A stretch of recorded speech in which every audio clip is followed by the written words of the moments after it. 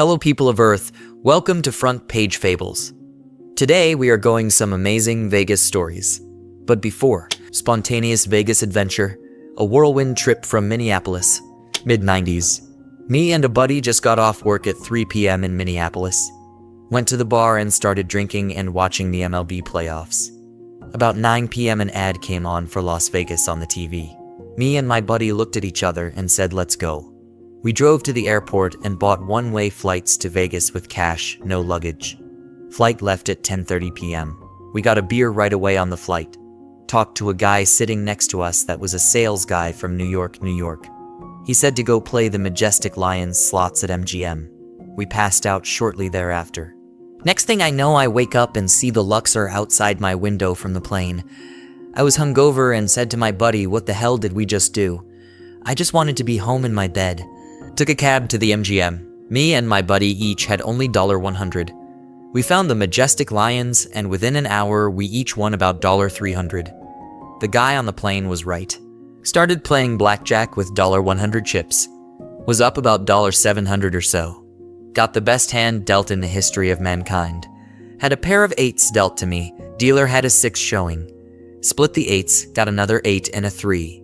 Split the 8s and doubled on the 3. Got another 8 and hit a 10 on the double. Long story short, I ended up having 8 separate hands out at $100 each. I had all my money on the table. My buddy looked at me and just shook his head. I looked at the dealer and he said I was playing it the only way I could. Dealer busts and I win it all. About 3 a.m. we started looking for a room. No rooms available. Dead tired. We ended up at the Sahara, but couldn't check in until 9 a.m. or something. We both ended up sleeping on the couches in the lobby. Shoes off, drunk, sleeping in the Sahara lobby. Booked a flight home for later in the day. Many other things that happened that trip, but wanted to keep this somewhat short. On to our next story. Thanksgiving Vegas adventure, a teen's wild ride. I have a lot of Las Vegas stories, but my favorite was when I was only 17. Thanksgiving weekend in the late 90s. I had only been 17 for a week or so. My dad had been single for about a year, and we had got some Thanksgiving dinner you make in the oven. We had a small oven, and it took forever to cook everything. We had started early and didn't even make half the sides. Everything was terrible. My dad had just watched Fear and Loathing in Las Vegas for the first time about a week before. He loved it, and we watched it again during cooking and dinner. About an hour after we finished the meal, my dad was about 8-10 beers deep for the day. I jokingly suggested we go to Vegas that night. My dad said, "Too bad you have work tomorrow." But I didn't have to, and I let him know that. Another hour goes by, and he says, "Fuck, are you serious? You want to go?" And we grabbed our stuff, hopped in my truck, and left. At the time, we lived about 12 hours away in Palm Springs. We drove straight there, only stopping on little side roads so my dad could relieve himself from all the beer he was drinking. We arrive, and now what do? My dad always let me have a beer or two at home as he was a cool parent, but I had no idea what I was in for. The last 10 minutes before we parked, I was getting a pep talk, sound older, act right, make them think you belong there, and don't get caught. We parked at Tropicana, south end of the strip, and we start walking. We hit every casino on the west side of the strip, all the way up to the Mecca. We were making our pilgrimage to Circus. Along the way, we were drinking, gambling, and my dad was smoking like a chimney. We had reached Caesar's Palace around midnight, and by this time I was ready for a cigar, something that I always thought was cool. I told my dad, "I want a cigar, but I bet it's too late." He laughed and said, "This is Vegas, we can find anything 247 here." Within a minute, I saw a security guard, and as my dad tells the story, I proceeded to ask the security guard, "Excuse me, my fine sir, where could a couple of gentlemen like me and my father find a cigar at this hour?" The security guard obliged and gave us directions to a smoke shop in the building. 5 minutes and $1.25 later, we had our cigars. I like to think the glue that held us together that night was something my dad did at the first casino we walked into, New York, New York. We walked towards the Big Apple bar and my dad said, "Hang out right here. What do you want to drink?" "Whiskey sour," I shouted as he walked towards the bar. On his return, he said, "That's the only one I was getting from him, and I needed to figure out how to get them after that." I quickly did. We would walk into a casino, Find the nickel slots and pump a few dollars, collect a coin bucket, wait for a waitress, get a drink, and move on. All the way up and back down the strip. Never being questioned about my age, no one asking for ID. We are almost back to my truck. Stop into the Tropicana, had a stack of about 15 coin buckets, no longer lit cigar in my mouth, and no drink in hand. That's when it unraveled. Change lady about 55 years old zeroed in on me.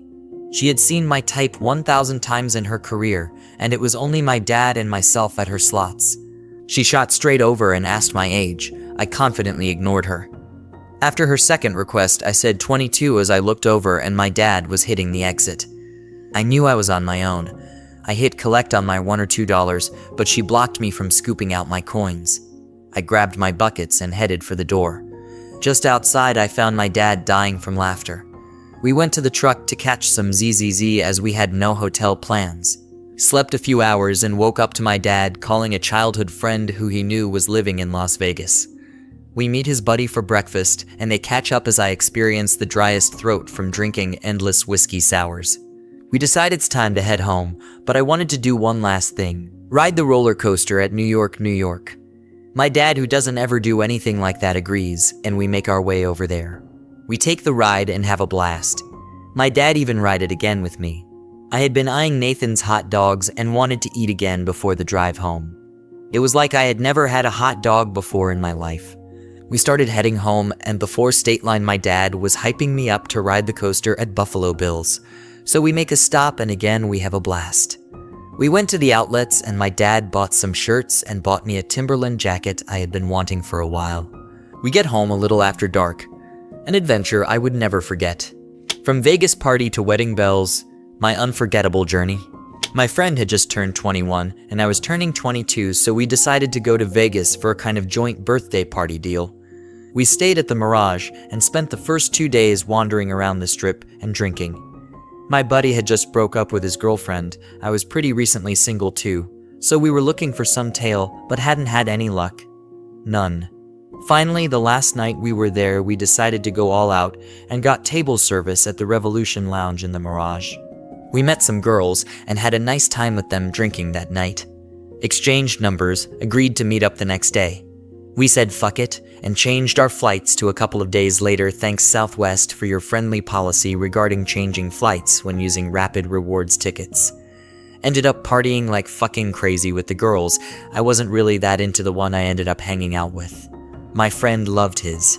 We ended up extending our stay 7 more days, and I went on a Baccarat binge near the end that netted me over $2,500 from $200. Starting 2 guys at my table were playing and winning a ton, so I just made the same bets as them, pure dumb luck.